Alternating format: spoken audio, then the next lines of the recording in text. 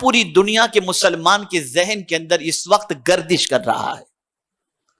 اب جو بات عرض کرنے جا رہا ہوں عقیدے کی پختگی اور ایمان پر ثابت قدمی کے لیے اس بات کو ذہن کے اندر رکھنا بے پناہ ضروری ہے. اور جو بات اس وقت پوری دنیا کے مسلمان کے ذہنوں میں گردش کر رہی وہ بات کون سی ہے؟ یار ہم کلمہ پڑھنے والے ہیں لیکن مال کے اعتبار سے تو ہم بہت کمزور ہیں، لیکن کافروں کو دیکھو، مشرکین کو دیکھو، یہود و نصارہ کو دیکھو، ان کے پاس کتنا مال ہے. جب ہمارا دین سچا ہے، ہمارا مذہب سچا ہے، تو پھر ہم فاقے میں زندگی کیوں گزارتے ہیں، تنگ دستی میں زندگی کیوں گزارتے ہیں، ہمارے پاس مال کی فراوانی کیوں نہیں؟ اور بہت سارے دنیا دار لوگ اس طریقے کی بات بھی کہتے ہوئے مسلمان دکھائی دیتے ہیں. آپ اتنی نماز پڑھتے ہو لیکن آپ کی حالت دیکھو، اور معاذ اللہ کہتے ہیں یار اپنے تو بس چلتی ہے اپنی زندگی، لیکن دیکھو سب کچھ ہے ہمارے پاس. آپ حلال و حرام کا خیال کرتے ہو لیکن آپ کے پاس یہ پرابلم ہے. ہم تو سب کچھ جو ملا لیکن ہماری حالت دیکھو. بیماریاں آپ کے گھر پر، تنگ دستی آپ کے یہاں پر، پریشانیاں آپ کے یہاں، ہمارے یہاں کچھ بھی نہیں. تو لاشعوری طور پر آدمی کا قدم پھسل جاتا ہے اور غیروں کو مالدار دیکھ کر آدمی سوچتا ہے کہ وہ کتنے اچھے ہیں، کتنے سکون میں ہیں، اور ہماری حالت یہ. اس کا جواب قرآن نے دیا ہے، اس کو سمجھو. اللہ عز و جل ارشاد فرماتے اللہ یبسط الرزق لمن یشاء ویقدر وفرحوا بالحیات الدنیا وما الحیات الدنیا فی الآخرہ الا متاع. میرے پیارے آقا صلی اللہ تعالی علیہ وسلم کے پیارے دیوانوں، اللہ عز و جل ارشاد فرماتا ہے اللہ جس کے لیے چاہے رزق کشادہ اور تنگ کرتا ہے، اور کافر دنیا کی زندگی پر اترا گئے. یعنی جس کو دنیا بہت زیادہ دی گئی وہ دنیا کی زندگی پر اترا گئے. ہمارے پاس تو سب کچھ ہے، ہمارے پاس کوئی کمی نہیں. تو جن کو دنیا کی متاع دے دی گئی، دنیا کی چیزیں دے دی گئی، وہ اس میں اترا گئے. میرے پاس تو یہ ہے، میرے پاس تو یہ ہے، میرے پاس تو یہ. اب قرآن ان دنیا کی چیزوں کے بارے میں فرماتا ہے وَمَا الْحَيَاةُ الدُّنْيَا فِي الْآخِرَةِ إِلَّا مَتَاعٌ.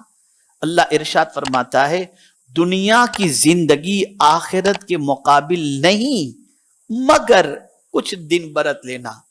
یعنی یہ دنیا کی زندگی میں جو چیز تمہیں ملی ہے، یعنی کافروں کو دنیا میں بہت ساری چیزیں مل گئی لیکن آخرت میں زیرو. آخرت میں انہیں کچھ نہیں ملے گا. مومن اگر دنیا میں تنگ دست ہے تو آخرت میں اسے جنت اللہ عطا فرما دے گا. تو آخرت میں سب سے اہم چیز جہاں پرماننٹ رہنا ہے وہ پرماننٹ والی جگہ جہاں پر اللہ عز و جل کیا عطا فرمائے گا؟ جنت عطا فرمائے گا. اب ایک بات عرض کروں گا آیت کی روشنی میں تو آپ کا ایمان تازہ ہو جائے گا. آپ دنیا میں جو چیز چاہتے ہیں وہ آپ کو شاید نہ ملے، ہے نا. آپ چاہتے بنگلو ہو، گاڑی ہو، نہیں ملتی. لیکن اگر دنیا میں آپ نے ایمان پر ثابت قدمی کے ساتھ اپنی زندگی گزاری اور جتنا اللہ نے چاہا آپ کو رزق عطا کیا اس پر آپ خوش رہے، اس لیے کہ آپ کو پالنے والا، ہم کو پالنے والا اللہ ہے اور وہ جانتا ہے کہ کتنا کس کو دینا چاہیے، اور اس سے زیادہ مہربان کوئی دوسرا ہے ہی نہیں. وہ رحمان و رحیم ہے، وہ اپنے بندوں کا بھلا چاہتا ہے، اپنے بندوں سے پیار کرتا ہے، اور وہ سب کا پالنے والا ہے. اللہ نے جتنا دیا اس پر آپ راضی رہے، ہم راضی رہے، ایمان پر ثابت قدم رہے، تو پھر مولا فرماتا ہے میرے بندے یہ دنیا تو ختم ہو جائے گی. اگر کوئی بلینر بھی ہے نا تو مر جائے گا تو سب یہیں رہ جائے گا، کچھ لے کر وہ جانے والا نہیں ہے. لیکن جہاں ہمیشہ رہنا ہے وہاں کیا ہوگا؟ تو قرآن کہتا ہے دنیا میں تیری تمنائیں پوری نہیں ہوئی نا، اب آخرت میں تیرا معاملہ یہ ہوگا وَلَكُمْ فِيهَا مَا تَشْتَهِي أَنفُسُكُمْ. تو جو چاہے گا آخرت میں تجھے عطا کر دیا جائے گا۔ تو جہاں مسلمان پرماننٹ رہنے والا ہے وہاں جو چاہو گے اللہ عطا فرمائے گا۔ تو یہ دنیا کے انسانوں کے پاس، کافروں کے پاس مال و دولت کی فراوانی دیکھ کر گھبرانے کی ضرورت نہیں، اس لیے کہ ان کے لیے دنیا ہے، ہمارے لیے آخرت ہے۔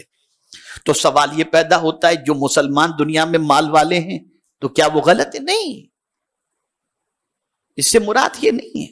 بات یہاں پر کفار کی چل رہی ہے، وہ اپنی دنیا پر اترا گئے، لیکن مومن مالدار دنیا پر اتراتا نہیں ہے۔ مومن مالدار تو دنیا کے ملنے پر اللہ کا شکر ادا کرتا ہے اور اس دنیا سے آخرت کو سنوارنے کی کوشش کرتا ہے، جیسا کہ قرآن میں اللہ نے فرمایا ان اللہ اشترى من المؤمنین انفسهم واموالهم بان لهم الجنہ، کہ بے شک اللہ نے مومنوں کے مال اور جان کو خرید لیا جنت کے بدلے میں۔ تو مومن کے پاس مال ہوتا ہے تو وہ حج بھی کرتا ہے، وہ زکوٰۃ بھی دیتا ہے، وہ مسجدیں بھی بناتا ہے، وہ غریبوں کی مدد بھی کرتا ہے۔